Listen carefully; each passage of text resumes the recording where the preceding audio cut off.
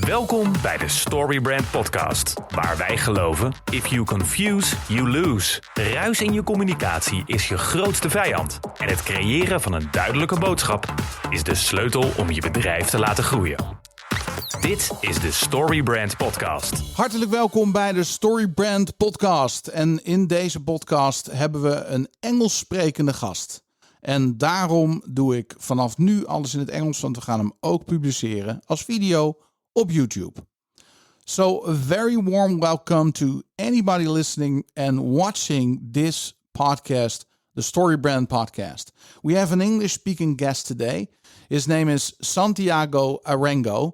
I've been knowing him since 2016 as he is the right-hand man of Howard Partridge, our business coach. And actually, Santiago has been a coach for us a very long time as well, because we've been implementing the entrepreneurial operating system from Gino Wickman in our company with the help of Mr. Santiago Arango. I think he has an amazing story to tell as he moved from Colombia to the United States. I don't want to share too much. I just want to go into the interview right away and give him the word. So here is Santiago Arango. Santi, welcome in the Storybrand online studio. Thank you, Don. How are you? I'm doing great, and I'm really privileged and honored to have you in our podcast out of your busy schedule to make some time so people can hear your story. In the introduction that I did right before we went into this recording, I already shared a little bit how we got to know each other, etc. So I would like to dive right into your background. Can you tell us about because you come from Colombia, you came to the US with your mother. So please tell us a little bit about your early life in Colombia before moving to the United States. Absolutely. Now, first off, I'm the one that's privileged. I'm thankful and grateful that you get to have me on here. So thank you for letting me be here with you and with everybody listening in. I hope that if you just get one thing out of this that can help you to improve your personal life or your business life, and so be it. So You mentioned about me growing up. So I grew up in Colombia with the O, right? Not with the U. That's South America. And when I was born, honestly, I was born into very, very wealthy environment. My dad was a very wealthy man. He was very successful in business.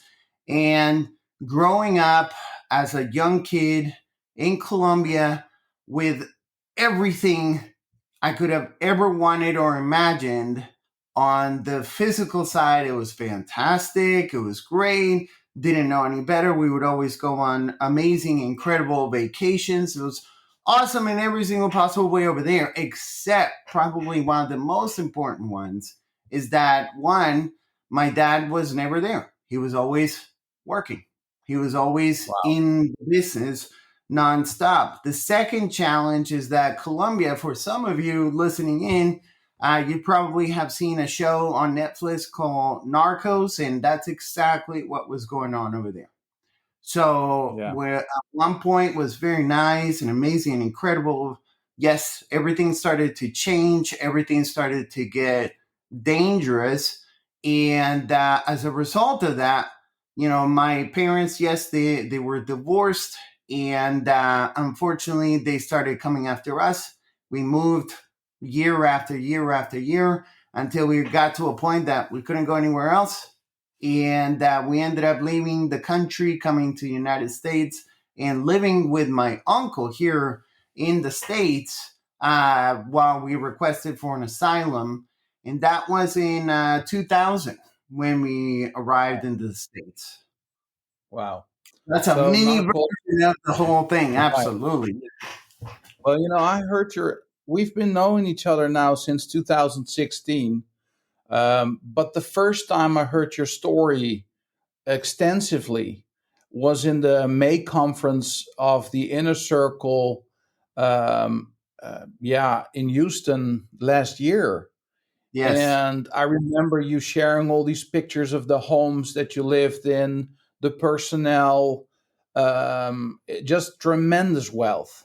Was that one of the reasons that the mafia, the drug, the narcos you just shared about, was that one of the reasons they came after you? You know, you would think it was more about the money, but I think it was more about what my mom did to affect some of their front line. So what do I mean by Right. that? Right? It's really sad and unfortunately true that they were using some horrible tactics. And the tactics that they were using is they were using children to put them in the front lines. So, Right. I mean, I can only imagine a military individual, the good guys, right, coming, and then they see children. What are they going to do? And they had no option. In many cases, it was the most horrendous, horrible thing. So at the time, my mom was teaching children painting. And some of these paintings that they would make had to do with guns, but not like a normal gun that somebody would have at home for protection purposes or anything like that. But in many cases, it's usually an AK or something like that, quite large. And so my mom just didn't think much about it. They didn't even think the repercussions or anything. She just said, hey, look, if you see one of those, don't touch it. Get away from it. Leave it alone. And that in itself caused some problems because some of these kids were actually listening. And it's like, I'm not getting in there. I'm not touching this in some very impoverished areas where my mom was just helping. That's all it was. So I think that's really what led to all the problems that ended up, I'm not going to say hunted because I don't think we would have made it if it was truly like that. It was more like causing problems so that we would leave. Yeah. They just wanted her to shut up. That's it. That's exactly right. Yeah. So it sounds like a brave mother, though. My mom is one of the strongest women that I know. I mean, wow. By far. I can tell you when we first came to the States, right? We couldn't do anything. We didn't have a green card to do things the right way, right? But we were living on my uncle. I started going to school at that time. And the only thing that we could do was go to people's homes and clean homes. That was it. So at the time, my mom would be tired and she would still go out there and do it. She would still do it for hours and hours and hours on end. Her back would be hurting, her knees would be hurting, and she kept doing it all to help me. So after a while of seeing her do that, I would go to help her. And so here's the interesting part, right? Like looking back now, it's so interesting because growing up, I had several maids that would do everything for me. And they would take care of everything, clean my clothes, do my bed, do everything, make us food. It was always all done for you. And then here we are here now, complete 180. And we're doing that, cleaning people's bathrooms, taking care of their stuff for them. So it was 180 completely on that side. And I tell you this, I have the uttermost respect for anybody that chooses that as a profession. They can make good money and they can take care of their family. It's a wonderful, wonderful, wonderful opportunity for somebody to run that as a business. I can tell you this also. If I had the option between not doing it and doing it, I would pick not doing it, right? Yeah. So if I had somebody clean my bathrooms versus me clean somebody else's bathrooms, I will do it if I have to. But if I had the choice, I would rather not do it. Yeah. But it's a noble job when you put 100% effort in it. So normally we say from rags to riches, but you went from riches to rags. So I can imagine this being tough on your mind and your attitude. It's being tested to the core, especially with your mother, but also with you, so looking back, how do you think that this experience has shaped your resilience and determination in your personal and professional life? Yeah, I'll tell you this. It's gonna sound weird, right? But it's the truth. I'm grateful for it. I'm grateful. During that time when we first came to the States, I started going to school. When I started going to school, I met my wife. Now, of course, at the time, she was not my wife, right? But I met this wonderful, incredible woman, right? Her name is Elise, and she was just great. I fell in love with her very, very quickly. So she's taking me on the weekends, like, hey, you want to go to church? And I said, sure, of course. Let's go together. Why not? Right.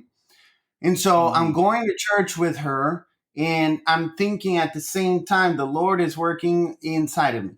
And I know this is going to sound odd for some people listening in, but it was it. It was like I would go to church. I didn't want to go to church, just being real. I was just thinking, I'm going to go to church because I'm going with my girlfriend. So I'm going to hang out with my girlfriend. Why not? So we go to church. I would be sitting in those little seats. We've been listening to the pastor sharing some sort of message. And now I'm going to pause for a second and bring it back because I carried a lot of guilt for what my mom did for me. I carried a lot of guilt for us having to leave everything and come to the States with nothing and start, at that point, I carried that a lot of guilt. I felt like that, in a sense, I had done something wrong. And I thought of myself as a younger version of me at 12 years old in Colombia, doing dumb things that I probably shouldn't have been doing. And I carried a lot of guilt.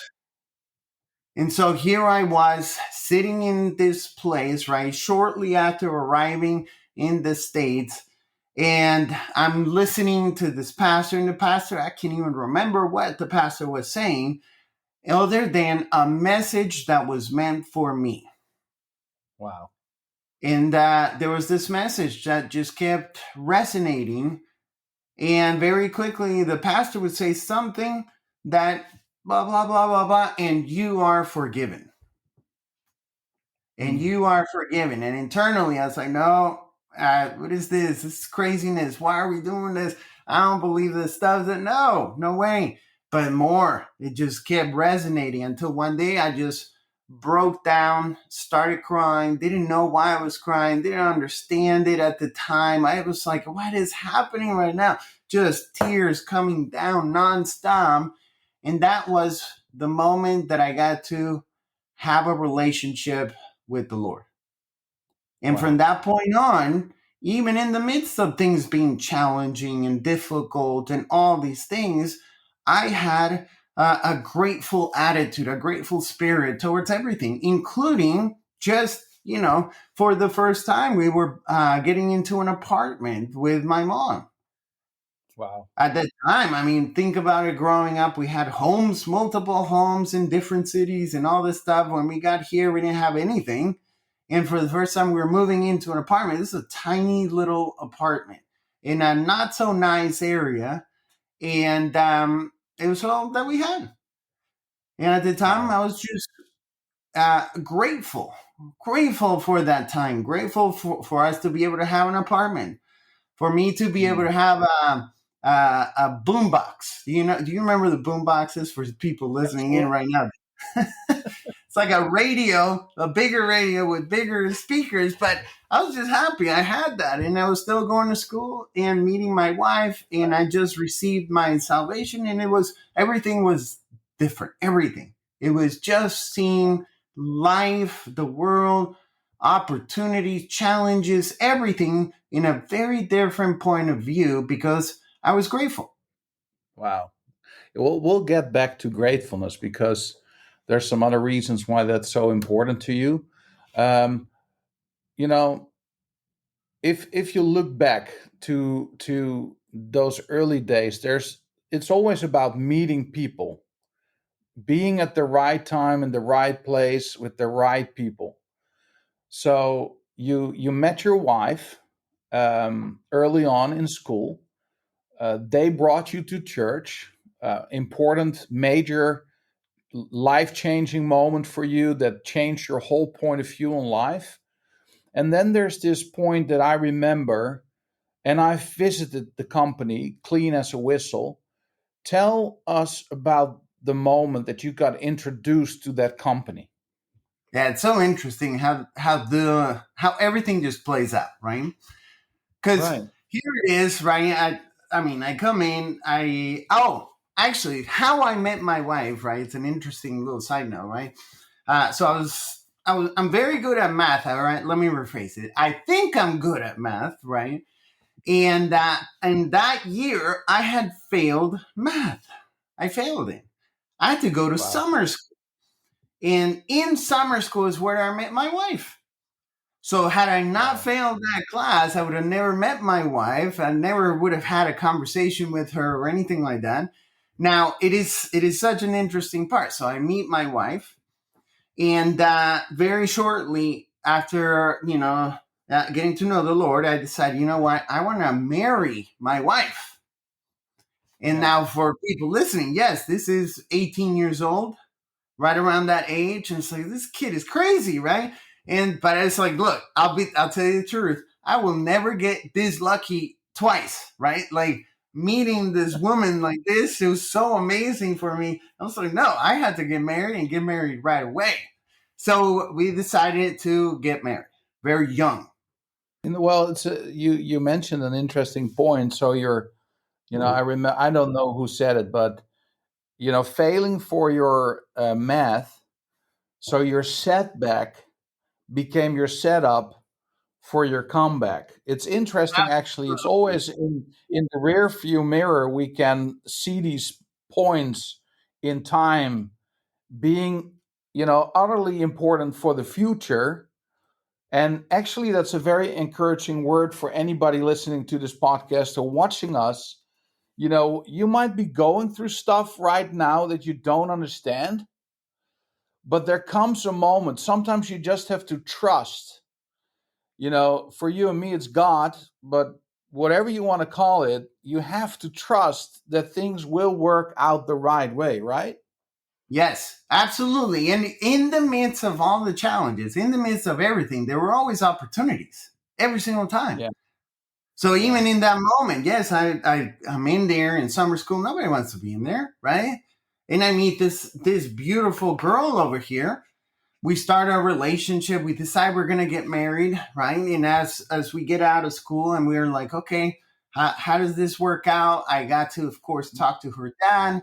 I asked for her hand in marriage. Very traditional and doing everything in this scenario. And he's like, okay, absolutely. I think you guys are doing the right thing. What are you going to do? Tell me about your plans for the future. My plans for the future was to go to school and go into engineering. And I went through that one, going through for electrical engineering. It's like, okay, got it. All right. Just, making sure my daughter's going to be okay. Then he said, what about right now? What kind of job do you have?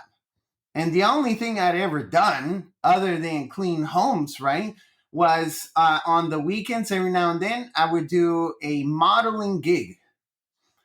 That's it. Like, really? It would pay me to stand and take pictures and get in front of a camera and like that. I don't know that I would call that a job, because it's not like I got it all the time. It was every now and then. Right. The mall that you were at, remember the Galleria?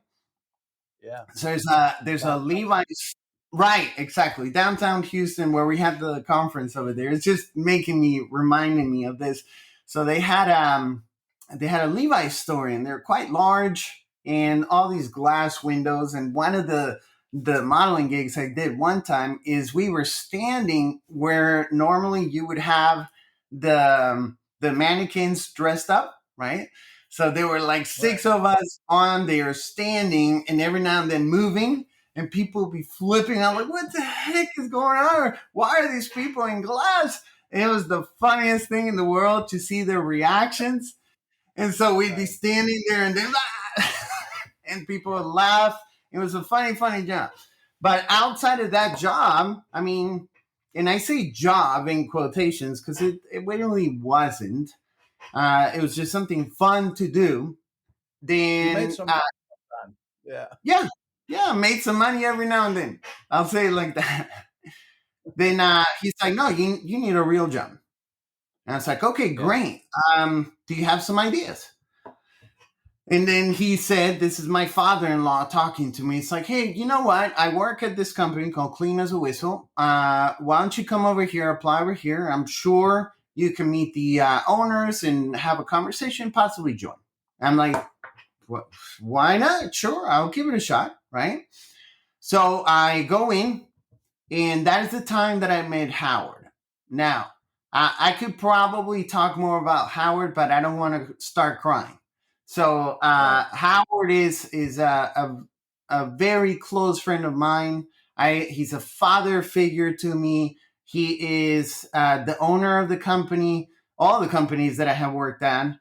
And I see him so highly that it is amazing. He's been a mentor. He has been a friend. He has been a coach. He has been every single positive thing in my life. Right. Wow. And so I go into this company. Now, remember, I'm 18 years old. I don't know how to apply for a job. I don't know how I'm supposed to dress. So I just wore like nicer clothes, had long hair, and I'm walking into when I had hair, and I'm walking in here, and I sit down with, at the time, there were two partners with Howard. So there were three people, right?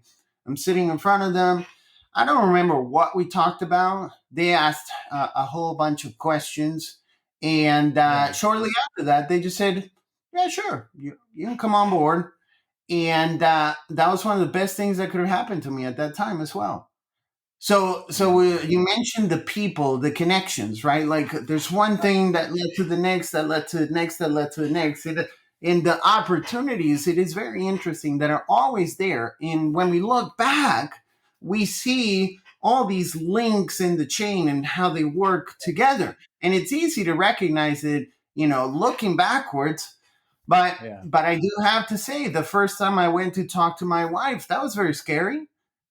If I hadn't done it, I wouldn't be here with you. If I made the decision to marry my wife at a young age, I knew that in itself. I knew the statistics, I knew the numbers, I knew the data that followed that, and I knew the likelihood of that working out was not very high. But you know what? I also knew that she was the right one. So that was scary, and I decided to go do that. Going to talk to her dad at the time, and even nowadays, most people don't do that. They just, decide to get married, and they do. But that was scary too. What if he had said no? What if he had said, I don't like you, get out of here, bum, right? Like, I don't know what he was going to say. The same thing going into the position and working over there, because you know what? When I started working over there, I was working very hard. But one thing that led to another, I hurt my back in the field. So I started working at Clean as a Whistle, and I hurt my back, and I was out. I couldn't move. One day, literally in one of these trucks, we're driving around. It's like, man, the pain is getting bad, until one day I just could not move. Go to the hospital. They're checking me out, doing all this stuff. Then I have to go and do therapy for about 6 months. I couldn't do a thing other than go to this place. They stretch you out. You do all these movements, all these things.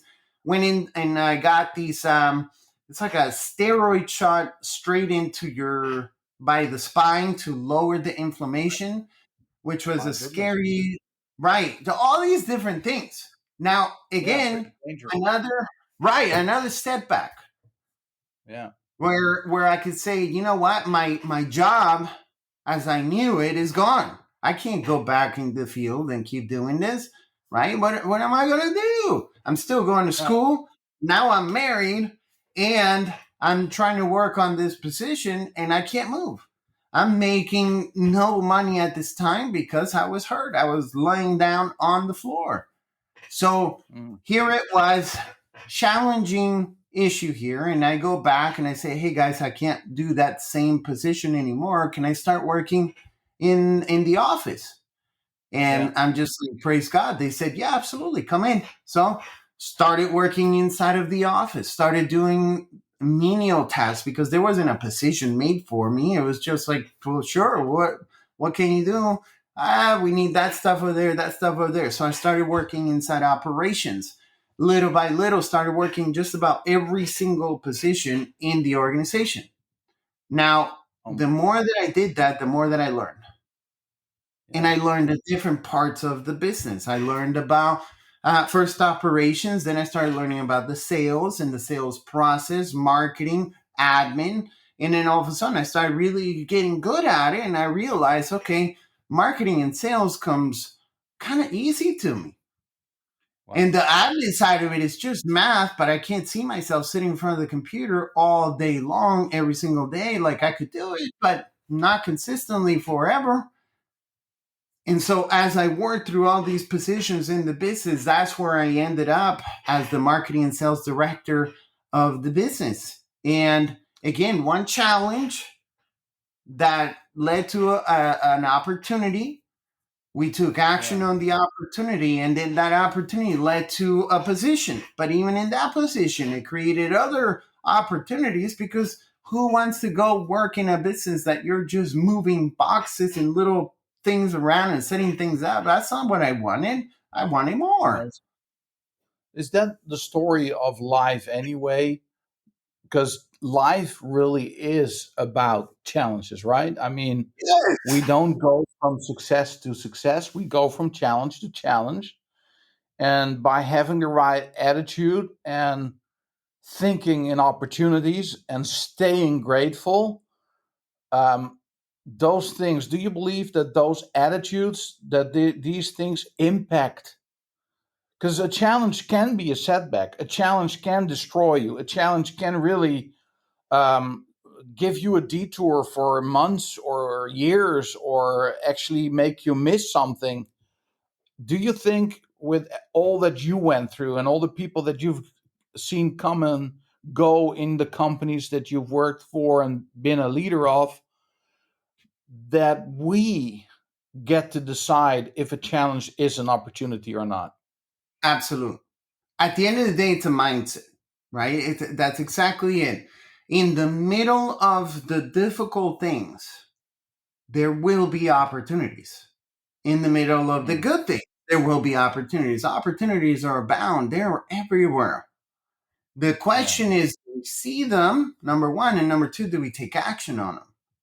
Yeah. So one, if we're not seeing the opportunities because we're constantly we have the shroud of negativity around us, that we don't even look at the opportunity for what it is, and in many cases just dismiss it, well, that's a problem, number one, right? So number one, if we can just work on it, I'm not saying it's easy. It wasn't easy at all, being on the floor, not being able to move, and thinking of what are my options.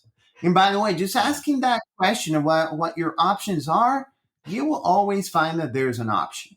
There's always an option. In many cases, right, 2, 3, 4, 5, and as more you start thinking about it, it's like, oh my goodness, I got opportunities. Now I just have to pick one. And so you make the choice, right? So you asked a question about that. And I do have to say, I don't know where I heard this, but it was this guy, very successful individual, that was saying, I've never learned anything from success, but I have definitely learned a lot through challenges and failures. Right. Yeah. Now, it's like very, very interesting to think of it from that perspective. But you're right. In the middle of the challenge, if we work on just being grateful, even for the few things that we have, I'll pause for a second, right? Let's put it into perspective.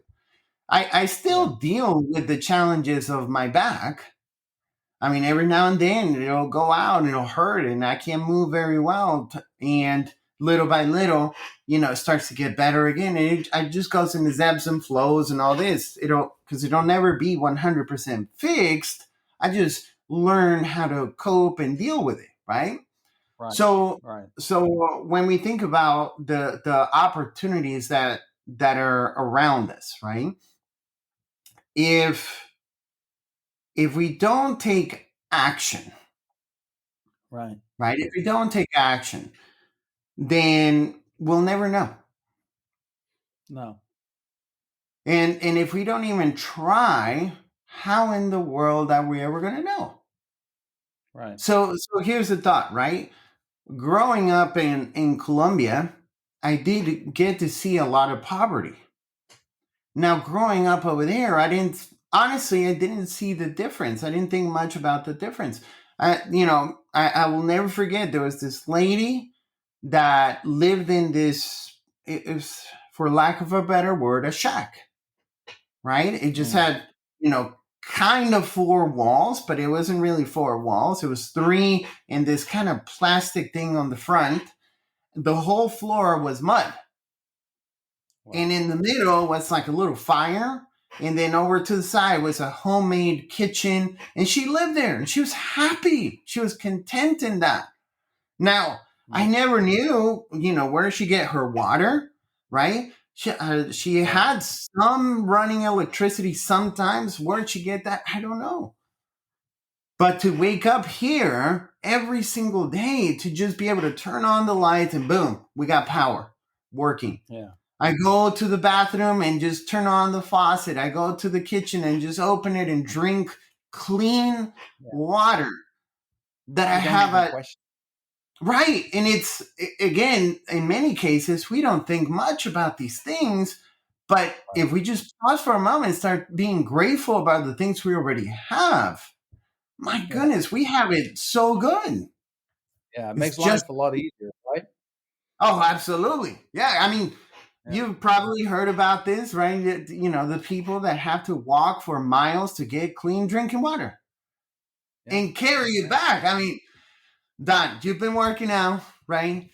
So I can just imagine, doing a squat and you have the bar on the back of your head, right? And then you're walking with water on both sides for, several kilometers.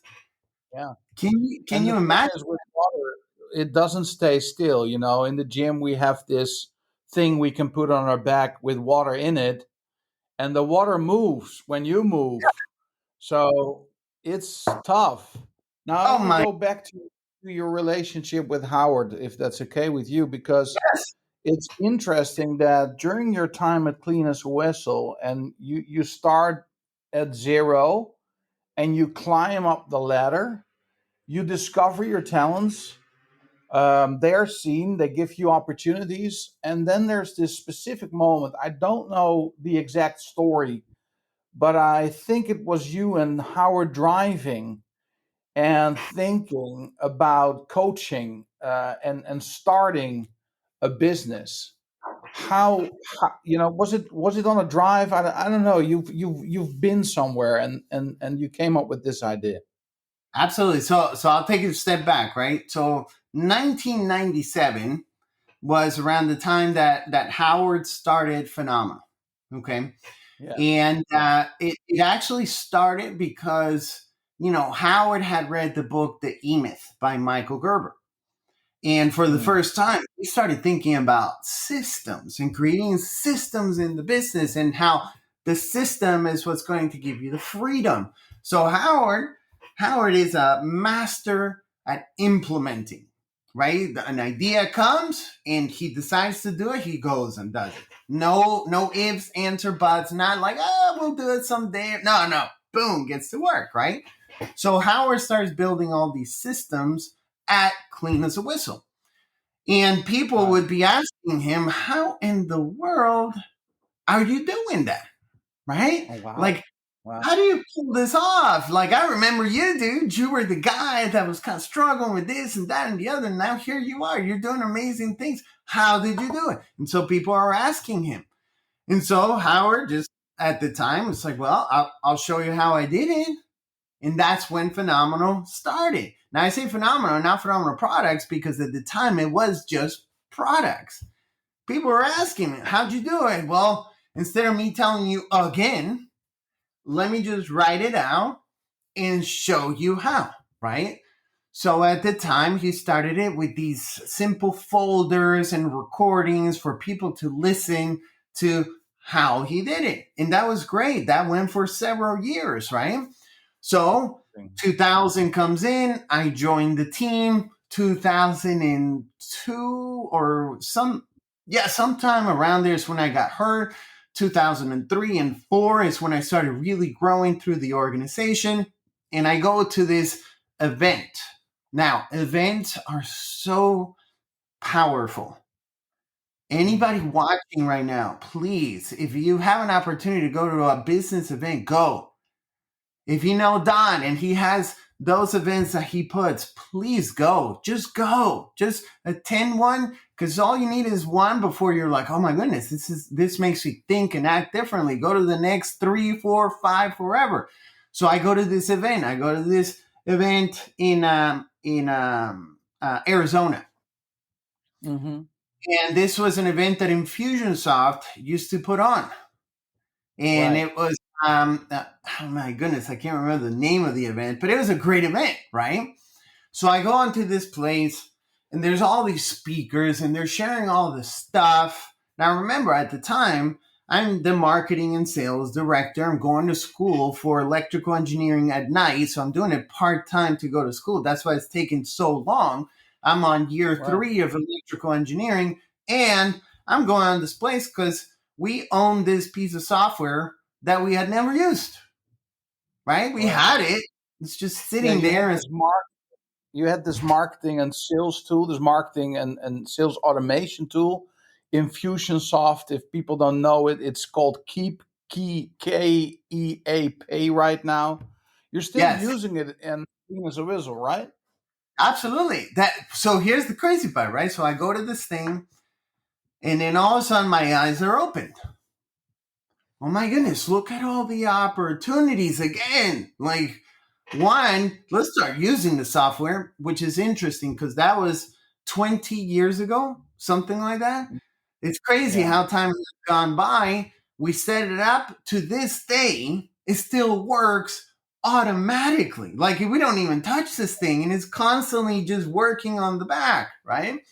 So I go to this thing. I see all these speakers. One of my favorite ones that I got to see at the time was Gary Vaynerchuk, right? I got to listen to all these folks, and I'm listening to everybody over here, and then all these little things start coming together. Because right around that time, right, I had been helping at the events that Howard would put together, but I was never attending the events. I was just going there to help to set up breakdown. That was my thing. I would just go help set up, help breakdown, set up, breakdown. That's it. So I see this picture and I'm like, wow, why can't we help people like this? Now, at the time, the events that Howard was putting together was in a small room. I'll never forget it. It was in you'd have to see a picture. It's hard to even describe it, right? So we do go in the car. We're driving, and we went to, I don't remember where, but we stopped to eat some food, right? And I remember texting him or emailing him or calling him one of the ways. I say, Howard, we need to talk. So we sit down, and I just start like, boo. Oh my goodness, I saw this. I saw these opportunities. Like, why can't we just build something like this? What if we could do something like this? What if we could do something like that? That would be just incredible and amazing and just awesome. And if for the first time, I was even thinking like, you know what? Maybe, just maybe, I shouldn't be doing electrical engineering. And maybe, just maybe, I should be doing this. And then one thing just sealed it. And this is the main reason why I am here, why I do what I do, why I get to connect with people, why sometimes I do it if I'm traveling, tired, or not tired. Doesn't matter. Why? The why, right? So I'm helping at these events. And one of these events that I went to help at, I would always go talk to people, the people that are at the events. Like, hey, tell me about it. Why are you here? What's your name? Tell me. And then people at first, but I'm struggling, challenged in the business. I don't make enough money out of my team members, or, a bunch of different things. And then I got to meet one of them that he said this, man, last time we were here, you were in challenges. This time, the person was there on vacation. They were there. Their spouse was in the room in the hotel. Their kids were with the spouse in the room. They were still sleeping. It was sometime in the morning. And then afterwards, they were going to get in their car and they were going to San Antonio, which is 3 hours from Houston. And they were going to do this thing right around from San Antonio going to Austin. They were getting to know Texas, right? And it's like, wow. So last time you were here, you were struggling. And now you have more freedom. And then the man that I'm talking to, he started breaking down. And he just said, now I get to spend the time with my family, with my children. And that right there, if you remember earlier, I told you I grew up with a whole bunch of everything other than my dad, who was always working. Yeah. So all of a sudden I see, man, if now this is helping people to have those families be together again, how amazing is that? Then I go to this event, right? I get excited. I'm sitting with Howard. And I just said, Howard, okay, I mean, what does this look like? And Howard himself, he's like, I'm not exactly sure what this looks like, but let's go. Wow. And what was amazing it's the best, again, opportunity that presented itself in front of us. And from that point on, the number of lives, the number of businesses, the number of relationships that have been positively affected as a result of it, I've never actually counted them. But I do get to meet the folks and just the things that they share afterwards. And it just makes me so fulfilled. Yeah. So excited. So, for people listening and watching, Inner Circle now is a full-fledged coaching program with a team of coaches that have quarterly meetings coming together in Houston or other places of the earth, and weekly live webcasts, small groups coming together online. There's a lot of things, classes that you can follow, a total program you can follow to actually, get a turnkey business, right? A business that does not depend on you, a business that runs itself, with you being the owner, or if you want to sell it, but not be a slave of the business, right? Exactly right. Yes. And for a lot 100%. of people, that sounds like a dream that will never happen. But in the Inner Circle, many, many, many, many folks have reached that dream. Yes. And they come and speak at the conference, right? So yes. it's possible. It's possible. Absolutely. And it's interesting, right? Because it is on one end all about the systems. Yeah. On the other side, it's really more also about the community. Yeah. Because we need both.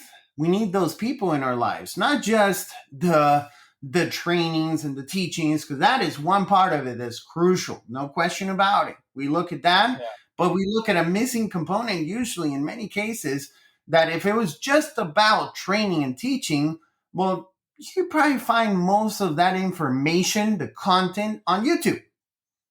But it's not the same thing, not having a relationship with the person, not being able to speak into somebody's life, not having the support, the encouragement, and sometimes the accountability that comes as a result of living in a community with other folks that are like-minded. So it's incredible and amazing, absolutely, as how that worked out. So here we were sitting, talking. Yeah, I would have never thought that this is what I was going to do, because I always thought I'm going to do engineering. But what is interesting at the end of the day is, the thing that I love to do as from a little kid was fixing things, fixing machines. In many cases, it was computers, taking stuff apart, breaking them down and looking at stuff. From a little kid, breaking my cars and toys and making new cars and toys with different parts, right? All of this, to nowadays, with the idea in engineering was I was going to fix other problems. But now I realize that those are different types of problems, and there's more important problems that I see in the world, because I truly believe that small businesses are the engine that moves everything. we tend to think of the massive ones like the Googles and Apple and Amazon and these massive corporations. But really, it's small businesses around the world that make all the difference. In many cases, I will get to know the owner of a small little restaurant, and I know the challenges that they have right then and there. And if we can help those two, husband and wife, to have a little freedom in their business, that's going to affect the whole community, because now they can hire somebody, maybe 2-3 people. Those people can make a difference in their lives. And before you know it, starts changing the small community. You multiply that out times hundreds of thousands or millions, you're changing the world. One it's so interesting. time. Yeah. It's so interesting. So your energy comes through the screen, Santi. I'm so happy with that. I love your energy. You've been to Holland. You've spoken at our Storybrand certified guide group about Ziglar goal setting, about the DISC human behavior model. We need to set a new date, right? I mean, we really should. Absolutely. And Without a doubt. and you've been training our team at our other company. Used to be just a while back, the name of our company was Schmidt Communications, and we changed it to Buzzlytics. And we have each quarter we have a day with you, and you pour your energy in there. Maybe we can talk a little bit about EOS, the entrepreneurial operating system from Gino Wickman that we follow, which is very tied to, the same vision as you already had at the Inner Circle. But one of the things that I want to point out in between is that in 2014, I got this email from Tom Ziglar, the son of Zig Ziglar, and I still have this email. And in the email, it said it was December 2014. I had been on the mailing list of Ziglar for eternity, in my feeling, because I used to be a member of the Vault, the Ziglar on-demand Vault, and I read his books, and I did Automobile University, so to say, and listened to all these sales things from Ziglar. And he introduced me to Howard Partridge. I never heard that name. I didn't know who Howard was, but I thought if Ziglar endorses somebody, it must be good. So I remember I Googled Howard and I saw this 5 secrets to a phenomenal business. It almost sounded over the top, like phenomenal. And I thought, well, the Ziglars love it, so I'm going to buy the book. And I remember that reading that book, I was still a sales director myself, a sales and marketing director in a company, but a dream started to grow to have our own business, right? So, and then your faith and Howard's faith and your coaching and your belief and the encouragement and accountability started to work, where we went from 2016 to where we are now, which is a big difference. We won't get into that. It's for another time, but it's an interesting component, that the Ziglar philosophy. Can you share a little bit about, because you are a big Ziglar fan? His quotes come out of your mouth many times. And for a lot of people in here, especially in Europe and in the Netherlands, people, if you name Zig Ziglar, there's actually quite a few people that know him, but many will say, Zig Ziglar? Who's that? Right. So take us a little bit on that journey, because maybe people will start Googling Zig Ziglar, and his philosophy has been so valuable to your life, and you've been sharing about gratitude and about attitude and about opportunities, and a lot of that comes back to Zig Ziglar, right? 100%. What's interesting is that in many cases now I don't even catch myself saying the words that Zig was saying, right? And I'm sure if I were to watch this replay, I'd be like, oh yeah, there was. So I do have to pause for a second and attribute a lot of the things that I say as a direct result of the things that I have heard and listened and read Zig say as well. So let me take it back for everybody as well, right? So here we are. I'm working in the office. And now in the office, we used to have this back area where we had all these like books and CDs and just all this stuff, right? Now, those are books and CDs that Howard was selling to businesses, right? And I go back there. Remember, at the time, I was not the marketing and sales director, right? And that was an operation. And I remember going back there and I see this thing. It's like a box, right? And it's called the Born to Win seminar.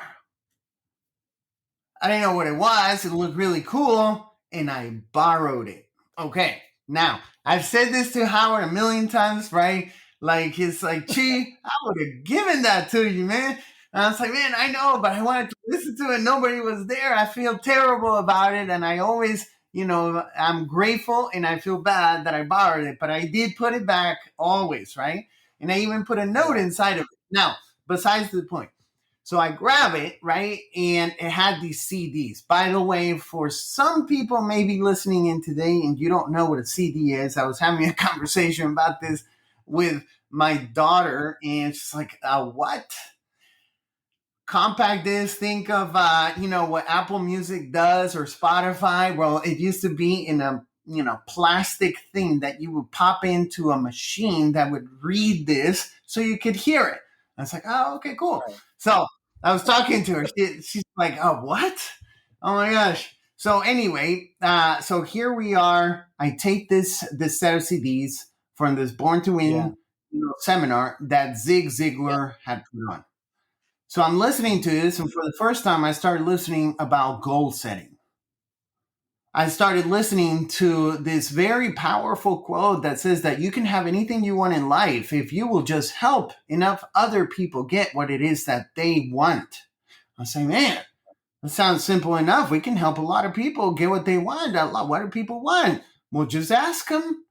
Let's start having a conversation about what they want. In many cases, they've never even thought about it. And now you're asking them questions and it's an exciting thing. I started doing that with our team members. And that was one of the reasons why I was able to rise through the organization.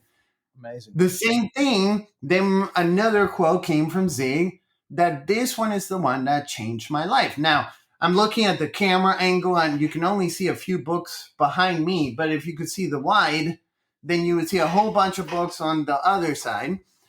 And I used to hate to read. I would not read. If I was to read, I would fall asleep. I would get sleepy and not read anything. But now I read a lot. And it's all because Zig said something that was very powerful. He said this, and this is for everybody listening in. And if you're not the person you want to be, if your business is not what you want it to be, if your relationships are not where you want them to be, Zig said this, you are who you are and where you are because of what's gone into your mind. But you can change who you are. You can change where you are by changing what goes into your mind. It's very simple and very powerful, both at the same time. In 2 weeks, we're going to be going to Ziglar, and we're helping so that Ziglar does the Ziglar Coaching Summit. And we do that for them. It's such a... By the way, Storybrand has a big part in that event because I saw that Don Miller is going to speak at the Ziglar Summit. Yeah, Donald Miller is going to be there. Absolutely. Yes. Yeah. And if you think about it, it's not that we have to go do another event or anything. No, we get to do this. Isn't that exciting? We just had an event last week. We had Brian Tracy at our conference. Brian Tracy, who is in his 80s now, he sat down for an hour and all I did was write down as fast as I could the content, the information, because it is true. You are who you are and where you are because of what's gone into your mind. Yeah. You change your mind. Right. Yeah. Well, for those that don't know Zig Ziglar, he was born in 1926. He passed away in 2012. And he was one of the biggest motivational speakers ever. And for decades, he filled stadiums. I mean, like big ones. And you could compare it with, for example, a Tony Robbins today. He just did it exceptionally well for such a long time. No scandals. Just, very with a lot of integrity. And I think that there's still a huge fan base in the world for Ziglar because he made you feel like you are born to win, right? He really Yes, he really brought that home. He wasn't the hero in his story. He's really the guide in the story, right? absolutely. You know, it's interesting. I got the pleasure, the opportunity to meet Zig Ziglar. And Yeah. we were at an event in Dallas, right? And so here we are, we're sitting down at this event. Now, this is also my first experience with learning about DISC. And so here we are, Zig is standing on stage and he's sharing all these sales, ways and scripts and processes and all these things. And Zig is doing it in his own Zig way that I highly encourage everybody to at least at one point, go on YouTube and type in Ziglar, Ziglar. And you might have never heard about him, but you could hear him today because over 250 million people's lives have been changed as a result of his teachings. Now that number is probably a lot bigger. I will say this, the first time you hear him, right, that we know of, exactly. The first time you hear him, his accent is a little bit different. So just wait a little bit longer and you're going to get used to it before you know it, and you're going to love it. So just stick with it and it'll be incredible. Listen and apply the concepts. So here we are, we're in Dallas, right? I got to see Zig Ziglar. I said, man, this is truly what happened. I was like, that guy was awesome. Like, amazing. He's just as good as he was on an audio tape. But that wasn't even the best part. The best part was what would happen afterwards. He would finish speaking. He would be sitting down. And then there would be, of course, a long line of people wanting to talk to him, right? Like, I don't know of other speakers that normally do this, right? I've seen speakers that like, oh yeah, no, I gotta go, I gotta finish, I'm out. Not Zig. Zig would always stay. He would stay to talk to the last person that was on that line, regardless of how long it would take, regardless if it would cost him a flight. Doesn't matter. He was there for them. The way that you felt, he truly believed in that. So here he would be talking to one by one. And he would share all these amazing things. And then there would be some cases, some folks that would say, hey man, I want to be just like you, right? I want to be the next Zig Ziglar. And Zig would kind of jokingly say, well, you know what? Well, I'm sad. It's like, why? Because you could be the next Don Schmidt. Right. Why do you want to be somebody who's already been there, right? And then he would jokingly, bring that up and bring it up, but he was more about you becoming the person that God created you to be. And then he would say something so simple that it was very simple and could be dismissed, but he would say, God don't make no junk. And it's the truth. Every single person listening today, God created you for a reason. And every single day that you wake up, guess what? You get another day to go and keep doing it, keep growing, and keep helping other people that are around you. So Zig made that real for me as he would be sharing and as he would be talking to one-on-one, every single person. He never dismissed anybody. He never blew anybody off. He never did anything that was in a negative way. Now, here's an interesting part. I'll share a little side story though. So in the world of speaking, there's always these folks that are two-sided, right? There's the front, the on-stage persona, and then there's the backstage people. Now, some of them on the backstage, unfortunately, they're not as nice as you would think, right? But some of them are great and everything else. Now, here was Zig. Here, Zig was at the top of his game. He could, fill stadiums. He would talk to people that were presidents, heads of states. I mean, you name it, right? So the coolest part is that I got to see this great marketer. Now, this guy is a copywriter, okay? And for some folks, maybe you've heard of him. Some folks, maybe you haven't heard of him. But he's probably one of the best copywriters alive. By the way, I thought he had passed away, but he hasn't passed away, right? So I see him on stage. Now, his beliefs are very, very different than what Zig's beliefs are. And you could not put two very different people together. Now, what was interesting is this guy would actually speak after Zig Ziglar. Now, just put it into perspective. That's a difficult thing to follow.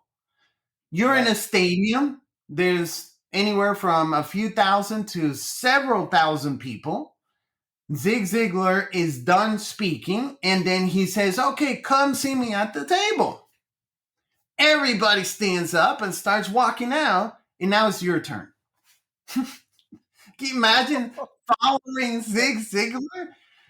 You got to make people turn around, sit down, and get going. So the good thing is, because he was such a good copywriter, then of course he was good at speaking as well eventually, and he did amazing things. Now, again, the gentleman, I'm not saying the name on purpose, right? Because they have very different value systems. But what was interesting, I got to see him the other day at another event, whatever it was. And the amount of respect that he had for Zig was unbelievable. He held Zig Ziglar at a completely different level. And for the simple reason that he was the same person that he was on stage as he was outside. Beautiful. That travels, that connects with people. Because here's the other part of this. Think about so many people in business. They tend to separate their business life and their personal life, and they start thinking like they have two lives. Now, wait a second. Yeah. We only get one. Right. So we are one human being, not a human doing, right? It's not like we do stuff we're going to do. Yes, we are doing, but we're a human being. Who are you? This idea of who you are was very clear into Zig. And this idea of who you are and who you want to be is what changed me as a result of Zig. Yeah. Very powerful message. I think, talking, if I look at this hour that we've already been talking, it seems like an hour. I didn't even see the time.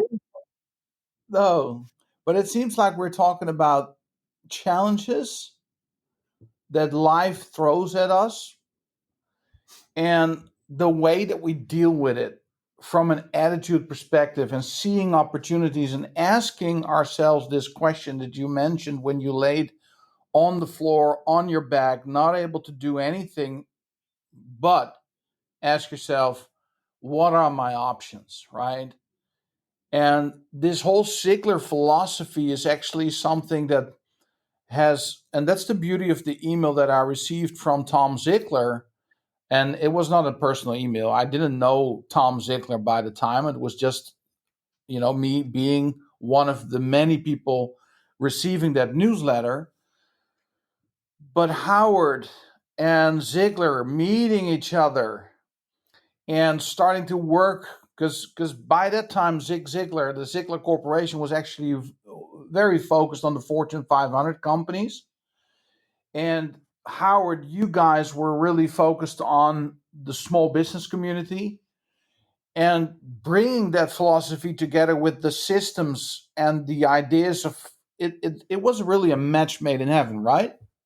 Absolutely, 100% without a doubt. It was interesting because, okay, so the folks that have seen or listened to Zig, maybe you know the story, but for others, you may not. So Zig fell and he hit his head.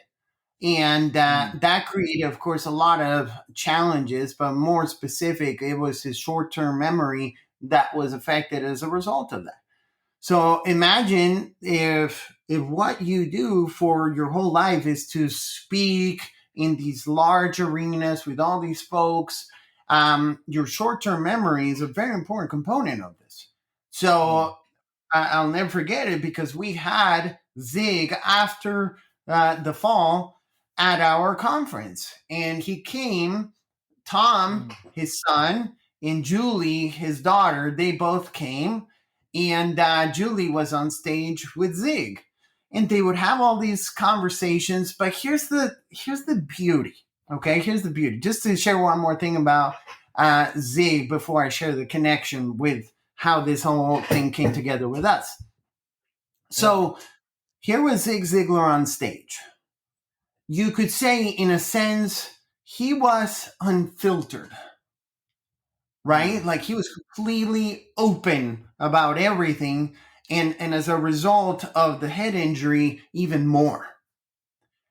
The most interesting part is that he would always go back, and in many cases, he would always talk about his wife, the redhead. The love that he had for this woman, and the importance that he would say, you know what, having the home court advantage, having a strong relationship at home, it's going to make everything else so much easier. He would talk about his relationship with God. In other words, he would always be talking about these relationships and the importance of the relationships in your life. That if you have just a few, not a million relationships, just a few, the most important ones that are solid, that creates your basis that you could build on to go out there and do amazing, incredible things. And he would always go back to her. In many cases, you would look at pictures of Zig, and whenever Zig was in the same picture as his wife, Zig was not looking at the camera. Zig would always be looking at his wife. And it in that point even would make me think about my relationship with my wife, because I love my wife, of course. It just made me realize, my goodness, the level of love and respect that he had for his wife was amazing. I want that between me and my wife. So this idea, this powerful idea that we all got to see was awesome. It was this transparency that was beautiful.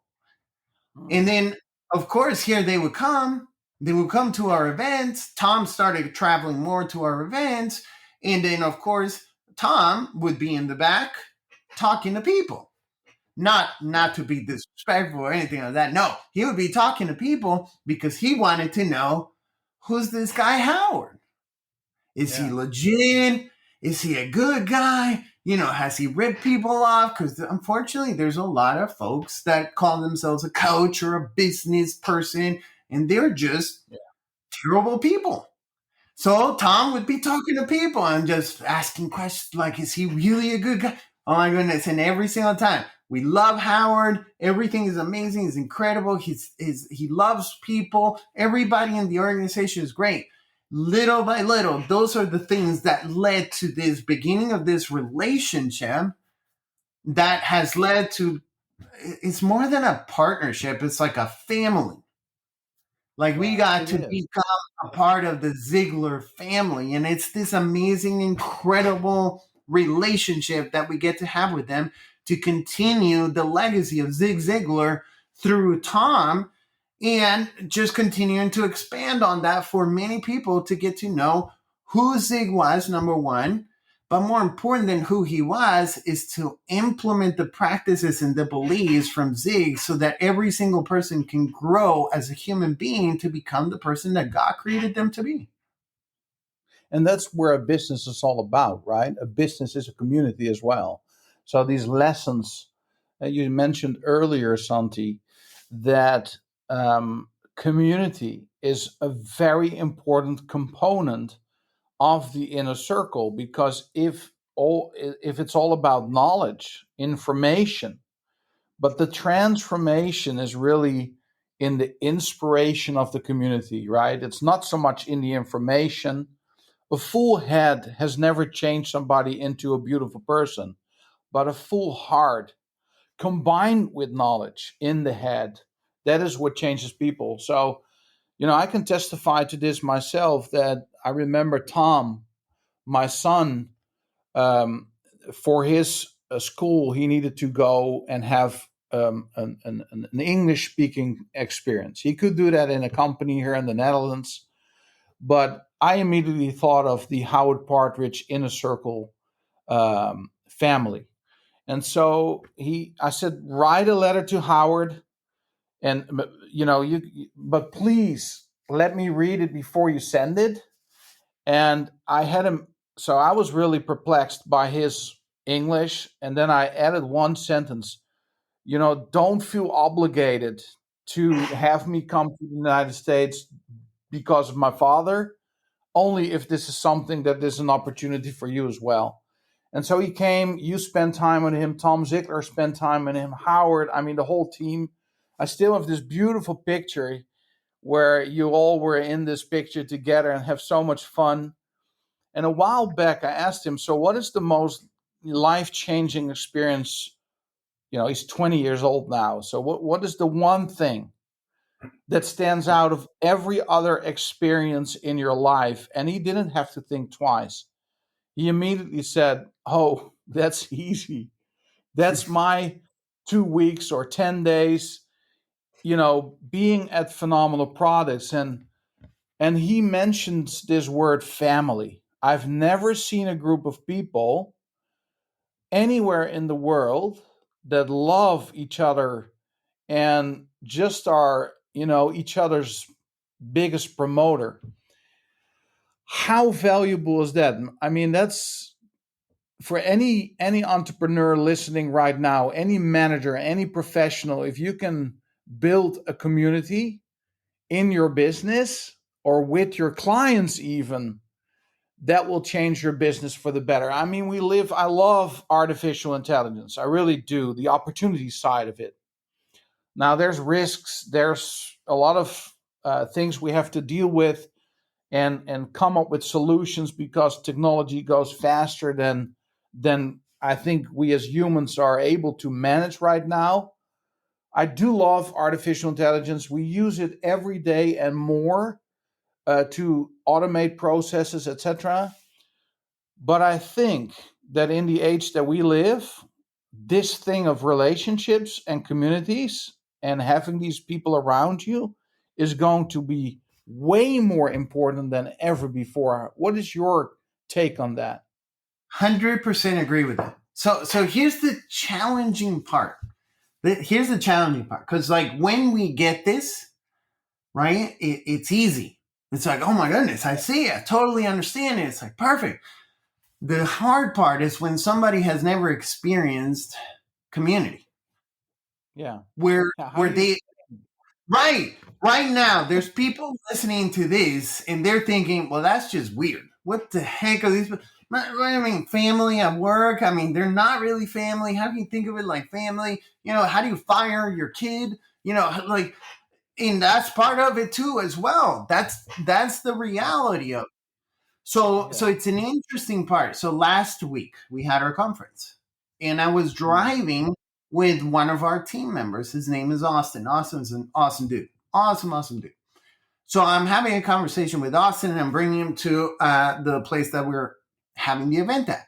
We had just done a tour of the company, and so we're driving back. The bus is behind us, carrying 50 people on the bus, and so we're heading back out. And I'm just talking to him. We're having a conversation about how's your day, how's everything going, So first we went logistical, like, all right, cool, we're going to be back at this time. And then we're hitting traffic. So we just started talking, right? And then he opens up and he just said, hey, man, I'm so grateful. I was like, oh, tell me more. What are you grateful about? How so? Yeah. He's like, look, I love my family. I love my parents, my brothers, my sisters. I have friends over here. Just this is different. This is how he said it. Y'all are my people. Wow. My people. And in a sense, it's a community. Yes, we're using the word community because there's no other word that fulfills that. But these are your people. So here's one thing I'm going to say. We had one of our inner circle members. Her name is Sherry Perry. And at one point, Sherry Perry struggled with her own team members. She's like, gosh, I can't get them to do the stuff. They're not performing. I need better performers. I need better, all this stuff, right? When she realized that those are the people that are already there, somebody asked her a question. What are you doing with the people that God gave you? She had to stop and realize these are my people, but I'm not treating them like they are my people. What if I started treating them like they are? What if I started caring about them, figuring out goal setting, understanding what they want? You know, remember the quote from Zig, you can have anything you want in life if you'll just help enough other people get what it is that they want. And yes, of course they want an income, but that's the bare minimum. What do they want? They want better relationships, better things in their lives. What if we could be one of those relationships that they can help, that they can build? Wouldn't they want to do things more and better and faster and more effective because you care about the person instead of because you have to? It changes everything. It changes performance. It changes the results. It changes the way that we do things. Our standards are so much higher as a result of it. Can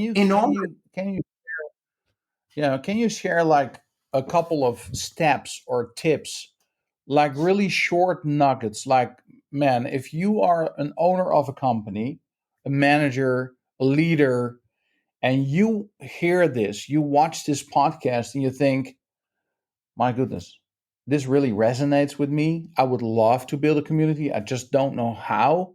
What are the steps that people can take? Perfect. So first of all, you need to figure out who you are.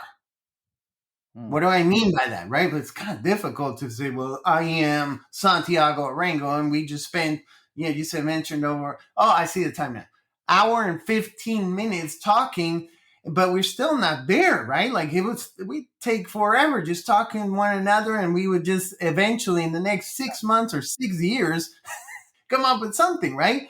In the business, we got to have some words that help us to describe who we are. And that's where we talk about what we're trying to accomplish, right? What are the core values that fit within that and why we do it, or your mission, your values, your purpose, right? In a sense, we're trying to put together into words what the vision is for the organization. Because if you have that, you can use words to describe what is a right fit. Right. Once you know that, once you get people that fit that, my goodness, okay, what does this actually look like? So let's say they fit the core values. They're solid. Perfect. We bring them in. We're going to test those core values, as Patrick Lencioni would say, and make sure that you have a process that you can build to make sure that they do fit those core values and not that they're lying that they are or anything like that. So they come in. Now you got them. What are you going to do? Right? You go through the onboarding and you start going into training. Your training has to be solid, please, super solid. Don't just like wing it. Don't just hope for the best. Don't just like get a person right next to you and say, just do what I do, right? Like have some solid training systems in place to get that wonderful team member to be successful at what they do.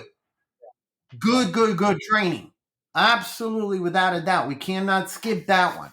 And at the same time, let's figure out what they want. Let's figure out their goals, both personal and business, right? Like if somebody says, I just want to make more money, well, that's great. What are you going to do with the extra money? And then they tell you what they really want. I want my dream car, right? I want that dream. What is it? One of the team members said it. A Ford GT 350Z. I think I might have messed up on the Z, but it was the final V8 that was made by a Ford Mustang, and it's this beautiful car, and it's loud as can be. And I got to go with him when he went to pick it up from the dealer, and he bought it. It's like that's awesome. What a great excitement and opportunity to be there with them. What do they want?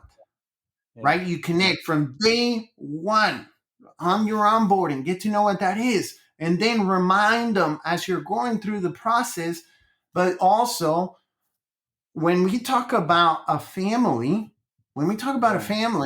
think about children, okay? If your child breaks something at home, how many people would say something like this? I'm too busy. I'm not going to deal with it right now. So I'll ignore it and hopefully it goes away. No one, right? Right. So why is it that when it comes down to team members, people do that? Oh man, a team member makes a mistake. Nobody's perfect. No one is perfect. I'm not perfect. I'll be the first one to tell you I've made all the mistakes. So the team member makes a mistake. Do we just ignore it and come back and hopefully it fixes by itself? No, that's where coaching comes into play. Right. Yeah. Help them get good. And then as they get good, find some of the gifts that they could just work on a little bit and they could be great at. Yeah. So I don't know who said this, but they said, you know what? Most people are not great at anything. They're good at things. And they're good at a few items. Now, if you ask them, many of them, they actually know what they're terrible at. And they're trying to improve their terribleness to just be mediocre at it. Yeah. It's like, it's like we got this backwards. Why don't we just work on the few things that we're good at and become great at one or two or three things? Yeah. And that sets you apart from anybody in the world, in the whole world. Beautiful. Great tips. So first thing is who we are as a business, the mission, the purpose, what are we here for? How do we want to accomplish it? The values, the culture, get the people that fit in, train them really well, and just grow and also know, what are their goals, help them reach them, and coach them and train them to get better in the things they're already good at instead of focusing on the things they're bad at. Yes. And final thing. Yeah. Just one. Final thing. Just one. And only if you realize that they were not the right fit for the organization, you made a mistake, it happens. Help them move on to another organization where they can thrive in. Yeah. Absolutely. Okay. What were you going to say, John? Yes. That's a good point, because otherwise you're doing them a disservice, right? You don't want to keep the people that you don't want to keep. You want to keep the people that need to be there. Right.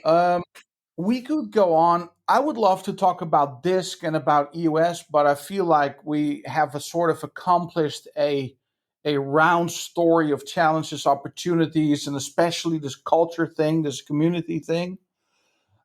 We've talked about Zig Ziglar and the significance it has on your life and how this philosophy actually makes you able to make a challenge into an opportunity. I have two questions that I ask anybody that comes to the studio, either online or physically in our office.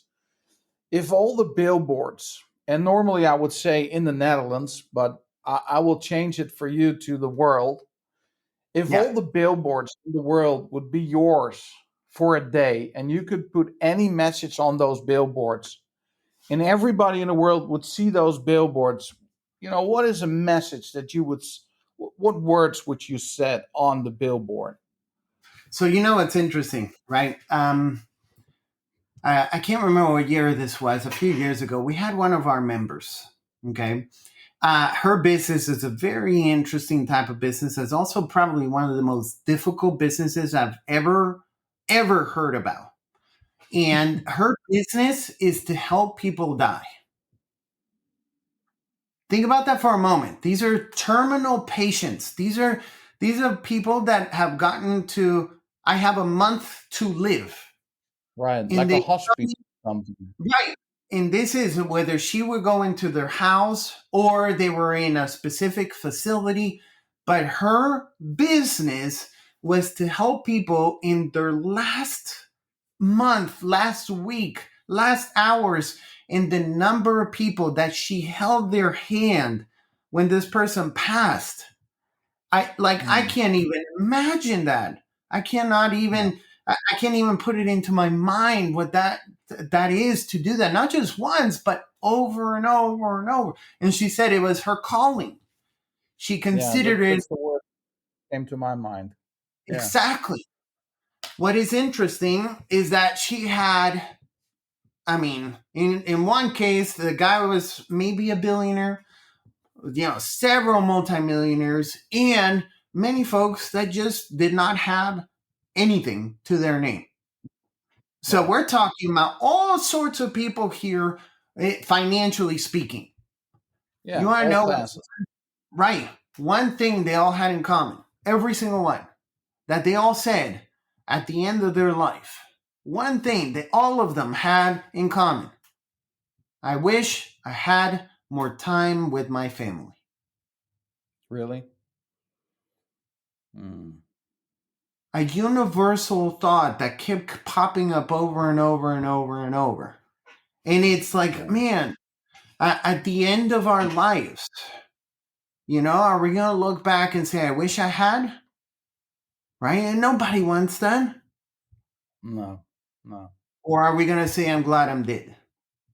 Right. So if you're asking me if it had a picture with a quote, I would just put in there next to it, are you going to say, I'm glad I did it, or I wish I had? Wow. That's powerful. It's interesting that you bring up this, because it really fits the whole thing that we've been discussing, because in some ways it's not about building a business, right? I mean, you guys and Howard has been saying this, and to be honest, I never understood the quote until recently, because of things happening in my life, where it says a business is not a goal in itself or something, but it's a vehicle to reach your life goals, right? Yes. But imagine me in 2016, like 8 years ago, reading the book of Howard, The 5 Secrets of a Phenomenal Business, for the first time. The only thing I wanted was to build a business. Right. And then when you're building the business, there comes a moment where you understand it's not about the business. It's about what the business actually makes you able to accomplish, especially with the team itself, with the people in the business, for example. Absolutely. So, yes. yeah. I'll add one All thing right. to that. One thing, because I Yeah. want everyone listening in. Some of the folks listening in may not be the business owner. No. That quote applies the exact same way for you. Your position exists for one reason only, and that is to help you achieve your life goals, your life dreams. What are your goals and dreams? Who do you want to become? And if you recognize that it is a tool that's going to help you there, my goodness, build the tool, get better at the tool, master the tool, master the business side of it, grow it so you can accomplish bigger and greater dreams. And just remember this: make your dream big enough that it fits everybody around you. Yeah. Last Perfect. question. And with all your books behind you, it should be an easy question. What book, and maybe it's not one, but maybe it's hard to choose for you, but what book made the biggest impact in your life? Oof, that's hard. Very hard. It's almost like a progression of books throughout my life, right? Where you could see, right, you could say, okay, See You at the Top from Zig Ziglar, where, okay, that's part of where it started, because I started listening to all these concepts from Zig as I was building this idea. Then another one from Zig afterwards was Secrets. I forgot the title. Closing the deal. Secrets of Closing the Sale. Oh my goodness, it took me a second, right? As soon as you said closing, it brought it back. So Secrets of Closing the Sale, because then that helped me in the time of where I was in the position inside of the organization. Then I started learning more about leadership. Now I could pick a whole lot of John Maxwell books, right? Inside of that one. And there's, 100 to choose from on that point. But if you're going to start somewhere, just start with the 21 irrefutable laws of leadership that help you to build kind of a structure to build on. Then you start getting to a point. Yeah. By the way, go on. We'll put all these links to these books in the show notes. So, Perfect. Yeah, go on. Love it. Perfect. And then you get to a point where you're feeling like, man, I'm not accomplishing enough stuff. I'm spending too much time, wasting time. And then at that point, you start thinking of a small little helpful book like Brian Tracy's Eat That Frog, right? And then it's like, okay, man, and now I have some tools, these ideas, but still something is holding me back. And that's where Howard's book, FTI, Failure to Implement, comes in. Fantastic. Then you start building, you start creating more, and then you're building a team. And as you're building this team, you're thinking more in leadership, but tactical leadership. Then extreme ownership comes to mind. So you start building that structure, build the team, but owning everything, every decision, every single opportunity. And you're realizing you need to communicate better with the team because people are different personalities and different ideas. So positive personality profile. Yeah, PPP is always like with the 3 Ps by Dr. Robert Rome, where you can start to understand the model of human behavior. And it's like, all right, great. Now I start to build the bottom part of the team, but you start to get to a point where you can't accomplish it all, right? And then you look at the book Traction by Gino Wickman to help to create a structure of the organization moving forward with a clear picture moving ahead. But here's the thing, you need more clients, and that's where Storybrand comes in. And if you can't figure out how to attract that, you're going to get stuck. So then I start thinking, okay, that's where that message comes in. You learn that not make yourself at the center. You're not the hero. And then you start creating that, not just for marketing, but for everything else, which then that leads me to getting good at coaching. And that's where coaching for performance. I'll leave it there. I know I just mentioned way too many books. Coaching for performance comes in. But I'm going to say one last one. If I don't say this one, I would do something wrong. And it's this one. There's a quote that came from Gary Keller. Gary Keller is the person that started Keller Williams. He wrote a book called The One Thing. The One Thing. It's been around for a while now. And in the book, The One Thing, Gary Keller says something that completely changed my life. He said this. I'm going to leave this as a final message for everybody because I know we're finishing up on our time, and it's this. There's a lot of people who want to accomplish a lot of stuff. There's no question about it. He said, if it's not scheduled, it doesn't exist.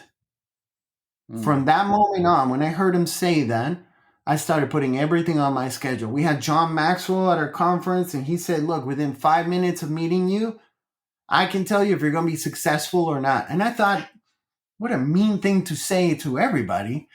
And he said, all I have to do is look at your daily agenda. The schedule. What is the one thing that everybody has 24 hours? Time. Yeah. Time. People can make more money. They can work on their energy levels. They can do a whole lot of things, but they cannot make more time. I love it because now you're a book lover. We give each other tips from books. Anytime that I hear you say, read this, I'll buy it and read it. We have a book club in the business, right? We books are important. And I think there's also this quote where it says, 5 years from now, you'll be the same person like you are today, except for the people you meet and the books you read. And so it's important. I love it. I want to thank you for your energy. If people want to know more about you and phenomenal products, where do we send them? Very easy. Just go to howardpartridge.com. And that's Partridge. It's always hard to say it. It's always hard to spell it, but just howardpartridge.com. Join us at an event or just start right there. Start with one of the books, just like Don did, 5 Secrets. You work on that one. You work on those 5 secrets. You're going to have a phenomenal business. Awesome. Absolutely. We'll put the links in there. There's many times an opportunity to go to a free webinar that you guys give. And it's amazing. So thank you so much for your time on the podcast. And see you next time. Absolutely. Thank you, Don. It was a pleasure. It was an honor. And just thank you for letting me share a little something about me and a message for everybody else out there. And just for everybody that as you're listening in and you're thinking, man, who's this dude? What were they all about? I am really now nobody special, but I do implement and I do work on things every single day. So that quote that I said, or what would be on the banner, you got me thinking about this. Are you going to say, I'm glad I did, or I wish I had? The choice is out every single day. Thank you, Don. I appreciate you. Thank you. Thank you very much for listening to the Storybrand Podcast. I hope you enjoyed this interview with Santiago Arango. We've been talking about the importance of, challenges in our lives and the opportunities they bring. We've been talking about our attitudes, the attitude of gratitude, and how to deal with challenges in our lives and in our businesses. And we've also been talking about the importance of community in our business as well. Santiago has given us some very clear steps that we can take to build a culture of community within our business. And a business is really not about having a business. A business has one purpose only, and that is to reach our life's goals. And if you're not an entrepreneur, you're a manager, a professional working in a company, your position is to help the company move forward and for you to reach your life goals. Really beautiful. Please take a note at the show. Look at the show notes. Please go to howardpartridge.com. Get a hold of one of his books, for example, The 5 Secrets of a Phenomenal Business. Santiago, at the end of this beautiful conversation, has also been talking about a lot of books that you can read for different topics. We've put them all in the show notes, and I want to thank you, and I hope to see you next week. Bye-bye.